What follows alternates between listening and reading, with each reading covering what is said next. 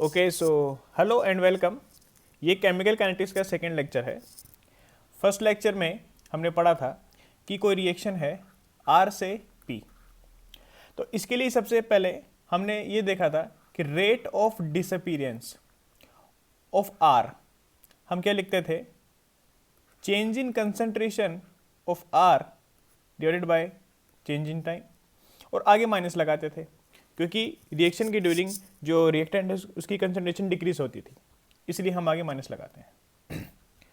दूसरी चीज, rate of appearance of P, ये कैसे होती थी, change in concentration of product divided by change in time, और आगे हम इसमें पॉजिटिव या प्लस लगाते थे। प्लस का क्या सिग्निफिकेंस था कि जो रिएक्शन के ड्यूरिंग आपका प्रोडक्ट बन रहा है तो उसकी कंसंट्रेशन इंक्रीज हो रही है। हमने एक और इसमें बात पढ़ी थी कि अगर आप प्रेशर की टर्म में रेट बताना चाहते हैं या अगर आपके कंपोनेंट गैसियस हैं तो आप प्रेशर की टर्म में भी रेट को बता सकते हैं। जैसे हमने कंसंट्रेशन में चेंज देख रहे हैं वैसे हम प्रेशर में भी देख सकते थे। तो बिल्कुल सिमिलर चीज बनती थी। Rate of disappearance of R, इसके लिए क्या बनता था, change in pressure, change in pressure, तो हम इसको लिख देते हैं pressure of R, change in pressure of R divided by change in time, क्योंकि रिएक्टेंट है तो आगे माइनस लगाएंगे। फिर दूसरा, rate of appearance of P, वो क्या होगा, change in pressure of P, नीचे डेल्टा टी और आगे प्लस आएगा क्योंकि ये प्रोडक्ट है, प्रोडक्ट का प्रेशर है। अब एक बार हम इसकी यूनिट देखते हैं, जो हम रेट लिख रहे हैं इनकी यूनिट क्या बनेगी। ध्यान से देखें तो ऊपर क्या है, जो न्यूमिनेटर है उसमें क्या है, कंसंट्रेशन है, और कंसंट्रेशन का मतलब क्या होता है, मोलरिटी। तो मोलरिटी क्या यूनिट होती है, मोल लीटर इनवर्स, डिवाइडेड नीचे क्या है, टाइम है, टाइम क्या होता है, सेकेंड। इसका मतलब आप ओवरऑल इस कंसंट्रेशन टर्म में जो रेट की यूनिट है उसकी टोटल या ओवरऑल यूनिट क्या बनेगी, मोल लीटर इनवर्स, और जब सेकेंड को आप ऊपर लेके जाएंगे तो नीचे क्या आ जाएगा, सेकेंड इनवर्स, ये आ जाएगा। ठीक है, तो ये ओवरऑल कंसंट्रेशन के टर्म में रेट की यूनिट बन गई है, mole litre inverse second inverse. Similarly अगर आप प्रेशर की टर्म में जब रेट बता रहे थे और आप इसकी यूनिट जानना चाहते हैं तो क्या होगा, देखो ऊपर क्या है, प्रेशर, प्रेशर की यूनिट क्या होती है, जैसे मान लो हम एटीएम ले रहे हैं, बाहर भी ले सकते हो, एटीएम ले सकते हो, जो भी आपको लेना हो, हम एटीएम ले रहे हैं तो हम ले लेते हैं, ऊपर क्या आएगा, एटीएम, और नीचे क्या आएगा, चेंज इन टाइम यानी सेकेंड। तो ओवरऑल यूनिट क्या बनेगी, ओवरऑल हमारी यूनिट बनेगी एटीएम सेकेंड इनवर्स, ये हमारी प्रेशर की टर्म में रेट की यूनिट बनेगी। ओके, तो अब हम इसका इंटर कन्वर्जन पढ़ लेते हैं। मतलब अगर आपको कंसंट्रेशन की टर्म में अगर रेट दे रखी हो तो वो प्रेशर की टर्म में कैसे चेंज होगी, या प्रेशर की टर्म में अगर आपको रेट दे रखी हो तो वो कैसे कंसंट्रेशन की टर्म में चेंज होगी। चलिए पढ़ते हैं, एक एग्जांपल ले लेते हैं। जैसे मान ले कोई रिएक्शन है, ए है, गैसेस दे रखा है आपको, ये बी बना रहा है और ये भी आपको गैसेस फॉर्म में दे रखा है, ये गैसेस स्टेट में दे रखा है। मान लेते हैं किसी टाइम T1 पर, T1 पर हम मान लेते हैं, या फिर ये कंडीशन हमको मानने की वैसे जरूरत है नहीं, ठीक है, हम दो प्रेशर वगैरह कुछ भी मान सकते हैं। ठीक है, पूरा हम प्रेशर के टर्म में डील करेंगे इसको। ओके, चलो कंडीशन मान लेते हैं हम T इक्वल्स टू या फिर T1 पर, T1 टाइम है, T1 टाइम पर देखते हैं, मान लो A का जो प्रेशर है वो क्या है, PA, ठीक है, और B का प्रेशर क्या है, PB। अब आप सोचेंगे कि जो पिछली क्लास में हमने ये कंडीशंस पढ़ी थी उसमें हम जो प्रोडक्ट था उसका प्रेशर तो जीरो मानते थे क्योंकि वो T इक्वल्स टू जीरो पर था, T इक्वल्स टू जीरो पर रिएक्शन स्टार्ट नहीं होती है, लेकिन हमने यहाँ T इक्वल्स टू जीरो नहीं माना है, हमने कोई T1 टाइम माना है। T1 टाइम का मतलब है ये इनिशियल टाइम नहीं है, रिएक्शन स्टार्ट हो चुकी है, रिएक्शन के बीच का एक टाइम लिया है हमने T1, तो T1 पर क्योंकि रिएक्शन के बीच का टाइम है तो A भी है और B भी है, तो दोनों का प्रेशर भी होगा। कुछ टाइम बाद टाइम T2 हो जाएगा, T2 पे दोनों के प्रेशर भी चेंज हो जाएंगे।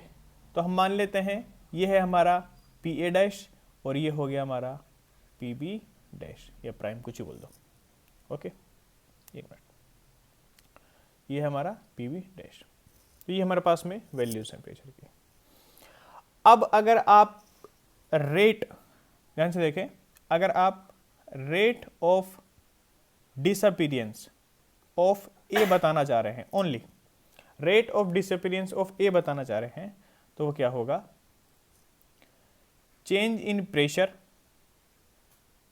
ऑफ ए, सॉरी ये थोड़ा कंफ्यूजिंग हो जाएगा, change in pressure of A, only P लिख रहा हूं मैं, नीचे क्या है, चेंज इन टाइम, क्योंकि रिएक्टेंट है तो आगे माइनस लगा रहे हैं, ओनली अभी रिएक्टेंट के बारे में बात कर रहे हैं हम।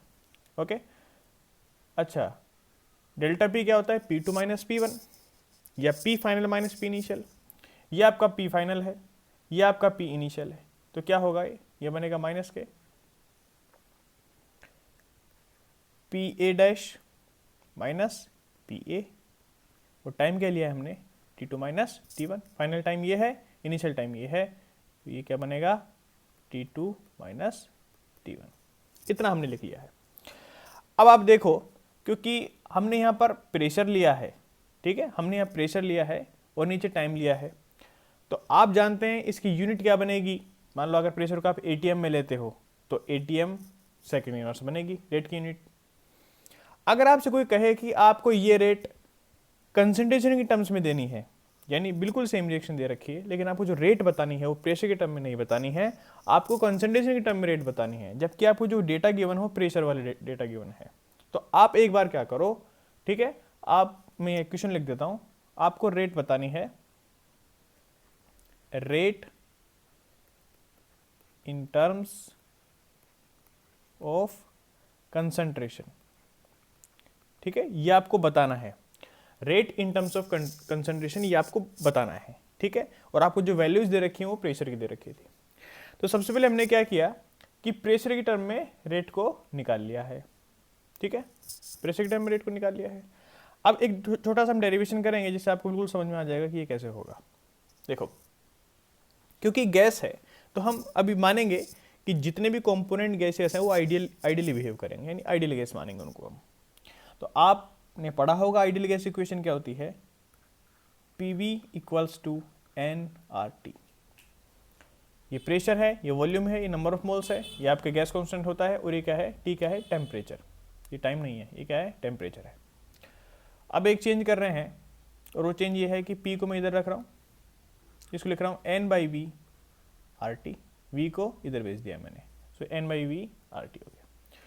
अब आप ध्यान से देखो N/V क्या होता है, ठीक है, N है नंबर ऑफ मोल्स, और नीचे क्या है, वॉल्यूम। नंबर ऑफ मोल्स को जैसे वॉल्यूम से डिवाइड देते तो क्या बनता है, कंसंट्रेशन, ठीक है। तो यहां मैं लिख देता हूं C, कंसंट्रेशन को C से डिनोट कर रहा हूं, वो क्या होता है, N/V, ठीक है, ये मैंने लिख दिया है इसको। तो उसको सब्स्टिट्यूट किया तो P इज इक्वल्स टू क्या बना, CRT, N/V को मैंने C लिख दिया है, C क्या है, कंसंट्रेशन है, ठीक है। चलो अब इसको मैं ऐसे लिखता हूँ, C इक्वल्स टू P/RT लिख सकते हैं, RT को यहाँ भेज दिया, तो C इक्वल्स टू P/RT। ध्यान रखें, C क्या है, कंसंट्रेशन, P क्या है, प्रेशर, R गैस कांस्टेंट है, और T क्या है, टेम्परेचर। क्या मैं इसको ऐसे लिख सकता हूँ, delta C equals to delta P/RT, बिल्कुल लिख सकते हैं। अगर कंसंट्रेशन और प्रेशर के साथ में रिलेशन बन रहा है तो उनके चेंज के साथ में भी रिलेशन बनेगा, ठीक है। तो delta C equals to delta P/RT लिख सकते हैं। अगर इस इक्वेशन को, ठीक है, इस इक्वेशन को हम डिवाइड करते हैं टाइम से, ठीक है,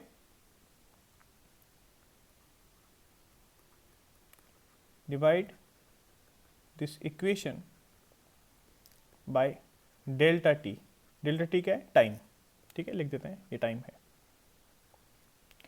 अगर टाइम से डिवाइड कर देंगे तो इक्वेशन क्या बनेगी, इक्वेशन बनेगी delta C by delta T is equals to, यहाँ क्या बनेगा, delta P by delta T into RT, ये बनेगा। अब आप एक चीज़ बहुत ध्यान से देखें, आपको एक अच्छा रिलेशन नज़र आ रहा होगा इधर, वो ये है कि देखो ये क्या होता है, delta C by delta T, इसको आप ध्यान से देखें। हमने थोड़ी देर पहले पढ़ा था जब हम आर और पी में रेट को पढ़ रहे थे कि कंसंट्रेशन की टर्म्स में जो रेट बता रहे थे वो क्या था, change in concentration divided by change in time. तो वही तो है ये, change in concentration bye change in time. बस यहाँ प्लस और माइनस नहीं है, और प्लस और माइनस तो वैसे भी तब आते हैं ना जब आप रिएक्टेंट प्रोडक्ट, वो क्या बताते हैं, या तो कंसंट्रेशन रिएक्टेंट है तो घट रही है और प्रोडक्ट है तो बढ़ रही है, लेकिन जो डेल्टा है वो तो चेंज ही बताता है। तो डेल्टा सी का मतलब क्या है, चेंज इन कंसंट्रेशन। अब रिएक्टेंट के लिए होगा तो आगे माइनस लगाना है और प्रोडक्ट के लिए तो आगे प्लस लगाना है, ठीक है। तो वो चीज़ तो यहाँ है नहीं, क्योंकि हम तो एक जनरलाइज रिलेशन निकाल रहे हैं। ओके, तो डेल्टा सी डेल्टा टी क्या है, ये एक्चुअली डिनोट कर रहा है rate in terms of concentration. ये कंसंट्रेशन टर्म्स में रेट डिनोट कर रहा है। और ध्यान से देखो ये क्या है, delta P by delta T. मैंने बताया था चेंज तो कंसंट्रेशन में ले लो या प्रेशर में ले लो, दोनों रेट बताते हैं। तो delta P by delta T के बता रहा है, ये भी रेट बता रहा है, लेकिन किसकी टर्म में, प्रेशर की टर्म में बता रहा है, ठीक है। इसमें भी आगे प्लस माइनस नहीं लगा हुआ है, क्योंकि मैंने बताया है रिएक्टेंट होगा तो माइनस आ जाता है और प्रोडक्ट होता है तो प्लस, लेकिन क्योंकि जनरलाइज रिलेशन है तो हम बात कर सकते हैं इसको ऐसे। Delta P by delta T का मतलब क्या है, rate in terms of pressure, ठीक है। और ये क्या, आर गैस कांस्टेंट और टी क्या है, टेम्परेचर। इसका मतलब एक बहुत अच्छा रिलेशन बन गया है। और रिलेशन क्या है कि rate in terms of concentration is equals to rate in terms of pressure divided by RT।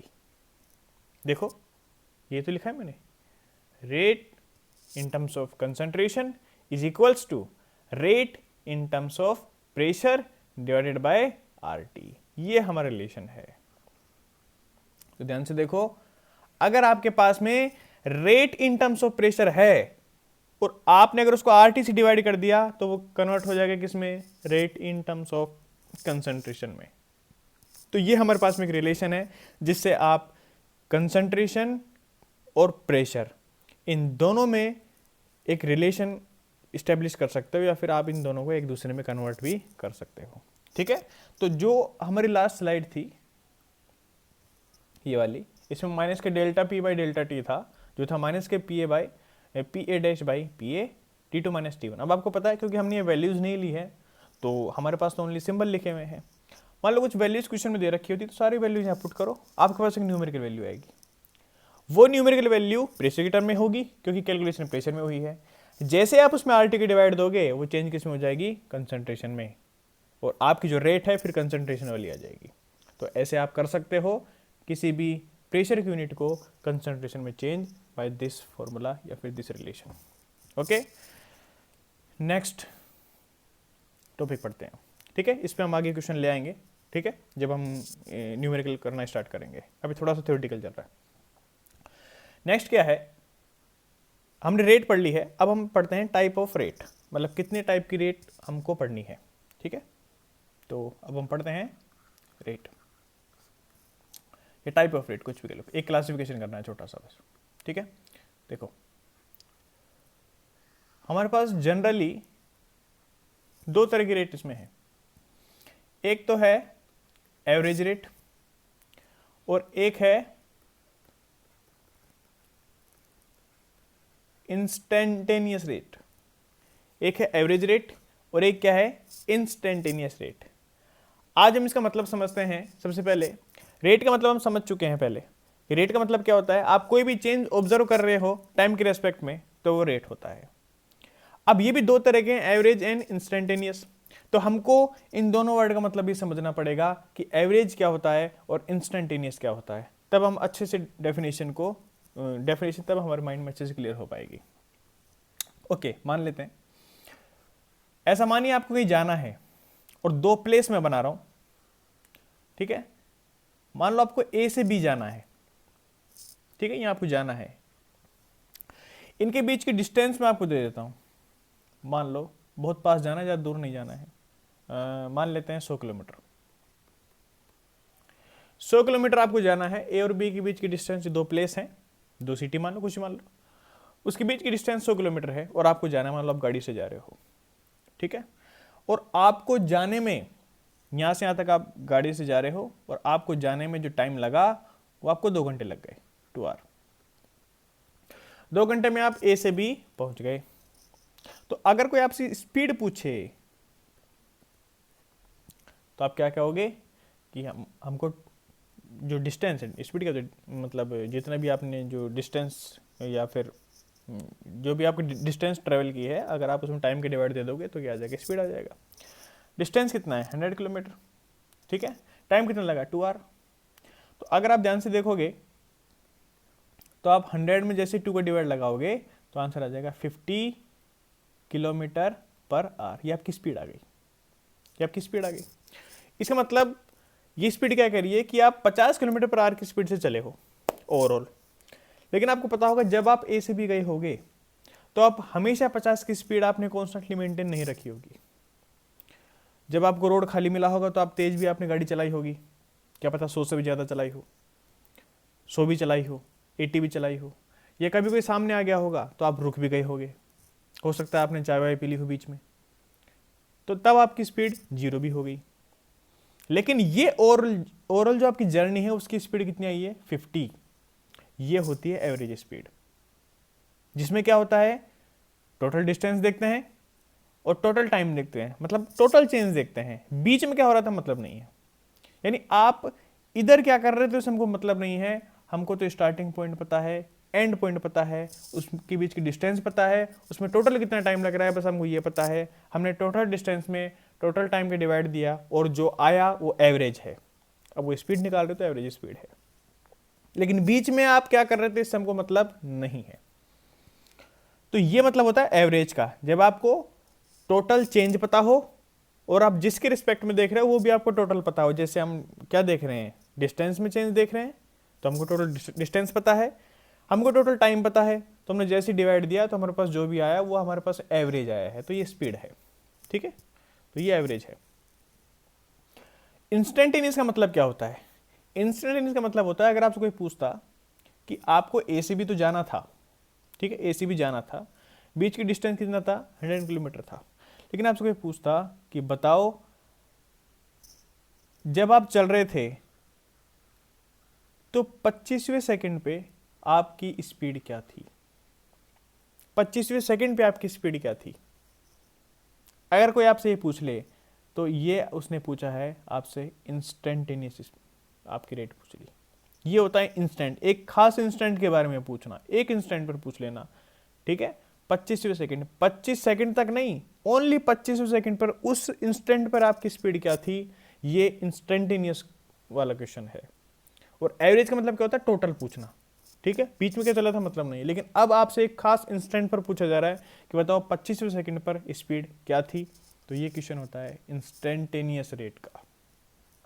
Okay, तो हम देखेंगे इन चीज़ों को कि कैसे इसको हमको पढ़ना है केमिकल रिएक्शन में। ये तो हमने स्पीड का एग्जाम्पल लिया है, लेकिन अब हमको इसको केमिकल रिएक्शन में पढ़ना है, ठीक है। तो सबसे पहले हम एवरेज का एग्जाम्पल लेते हैं, ठीक है। ओके, तो इसको हटा देते हैं हम। देखो, सबसे पहले हमको एवरेज रेट के बारे में पढ़ना है, ठीक है। एवरेज रेट, तो एवरेज रेट की अगर हम डेफिनेशन लिखें तो हम क्या बोलेंगे, it is defined as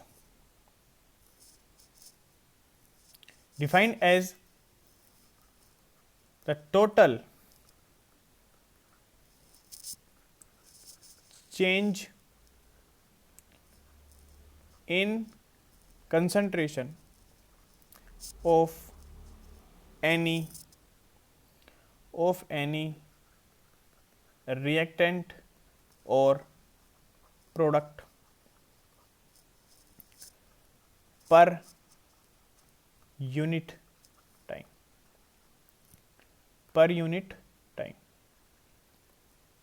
okay। सो इसमें लिखा है कि total change in concentration of any reactant और प्रोडक्ट। आपको पता है रेट आप प्रोडक्ट से बता सकते हो, रिएक्टेंट से बता सकते हो, तो आपको चेंज इन कंसंट्रेशन देखना है, टोटल चेंज इन कंसंट्रेशन देखना है, टोटल गिवन टाइम। ओके, तो इसको हम कैसे लिखते हैं, तो आर लिख रहा हूं, आर का मतलब रेट है, एवरेज। ओके, किसके लिए लिख रहा हूं, इस रिएक्शन के लिए, आर से पी। तो आर एवरेज क्या होगा, यही होगा minus K delta R by delta T. देखो ये क्या है, डेल्टा आर क्या है, टोटल चेंज इन कंसंट्रेशन, और डेल्टा टी क्या है, टोटल टाइम में चेंज। माइनस क्यों आया, रिएक्टेंट के लिए लिख रहे हैं। ठीक है, अगर आप पी लिखोगे, यानी जो पी के बनने की जो रेट है एवरेज वाली, तो वो क्या है, plus delta P by delta T. तो आप सोचोगे कि ये तुमने पहले पढ़ रखा है, हाँ पढ़ रखा है। ठीक है, तो जो हम पढ़ रहे थे वो बाय डिफॉल्ट एवरेज ही पढ़ रहे थे। ठीक है, तो एवरेज का एक मतलब ये भी है कि आपका जो टाइम डिफरेंस है ना वो बड़ा है, जो आपके पास कंसंट्रेशन डिफरेंस आएगा वो भी बड़ा है, जो टाइम की डिफरेंस है वो बड़ा है, इसलिए हमने डेल्टा लगाया। देखो डेल्टा, डेल्टा का मतलब एक अच्छा खासा टाइम डिफरेंस है। ठीक है, तो ये तो एवरेज की बात हो गई। तो एवरेज का मतलब क्या है, टोटल टाइम, टोटल कंसंट्रेशन में change divided by total time से आपके पास क्या आ जाएगी, एवरेज रेट। और क्योंकि चेंज बड़ा होगा तो हम डेल्टा लगाएंगे।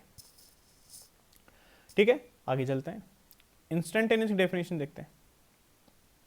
ठीक है, एक चीज और बता दूं इसमें, इसको आप ऐसे ओपन करोगे जैसे आप पहले ओपन करते आए हो इस ब्रैकेट को, तो इसका मतलब क्या होगा, minus K R final minus R initial, और नीचे क्या आएगा, T2 minus T1।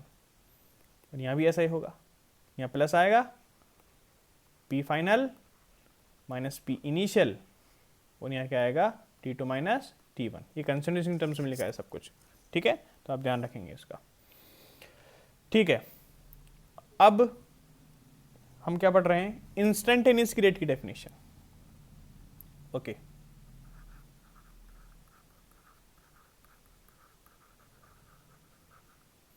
Instantaneous rate. ठीक है, रिएक्शन मानेंगे आर से पी, यही मान रहे हैं हम। डेफिनेशन क्या होगा, it is defined as change in concentration of any reactant or product at a particular instant। ठीक है, एट ए पर्टिकुलर इंस्टेंट। पिछली जो डेफिनेशन थी उसमें क्या था कि हम चेंज तो देख रहे थे लेकिन पूरे टाइम डिफरेंस में वो चेंज देख रहे थे, लेकिन अब टाइम डिफरेंस नहीं है, अब क्या है, एक खास पर्टिकुलर इंस्टेंट पर चेंज पूछा जा रहा है। ठीक है, तो ऐसे को हम क्या कहते हैं, इस तरह की रेट को क्या कहते हैं, हम इंस्टेंटेनियस रेट कहते हैं, जो किसी खास टाइम पर पूछी जाती है। ठीक है, तो आर से पी, इसमें आर इंस्टेंटेनियस रेट, आर का मतलब रेट, मतलब आर के लिए रेट ऑफ इंस्टेंटेनियस रेट की बात की जा रही है। पहले मैं आर के लिए लिख रहा हूं, क्योंकि आर रिएक्टेंट है तो माइनस आएगा।